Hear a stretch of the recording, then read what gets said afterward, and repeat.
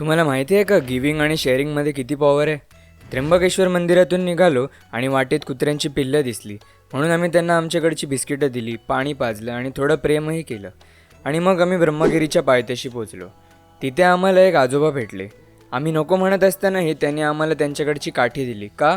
तर माकडांपासून वाचण्यासाठी आणि वरती चढताना मदत मिळण्यासाठी.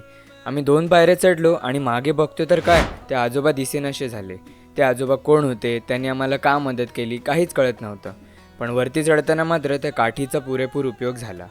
पर्वतावर पोचलो आणि गौमुखातून येणाऱ्या गोदावरी गंगेचं दर्शन घेतलं. एवढे सगळ्या हेक्टिक शेड्यूलमधून आम्ही त्या शांत निसर्गरम्य परिसरात विश्रांती घेतली. तिथून आम्ही खाली तर उतरलो, पण अचानक प्लॅन ठरल्यामुळे कसलंच बुकिंग नव्हतं आणि त्र्यंबकेश्वरवरून मुंबईला यायला डायरेक्ट बसेस नव्हत्या. म्हणून आम्ही नाशिकला जाणाऱ्या बसने नाशिक स्टेशनला पोचलो. पण मग समजलं की त्यावेळेला मुंबईला जाणाऱ्या ट्रेनच नसतात.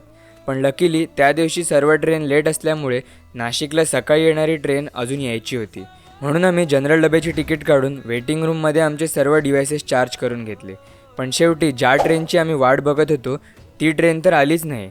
पण तितक्यात आम्हाला एक दुसरी ट्रेन मात्र मिळाली. ह्या सगळ्या गोष्टी अशा काही घडत गेल्या की महादेवच आम्हाला आमच्या चांगल्या कर्मांची फळं देत होता. आणि तेव्हाच मला तो गीतेतला श्लोक आठवला, कर्मण्येवाधिकारस्ते मा फलेषु कदाचन.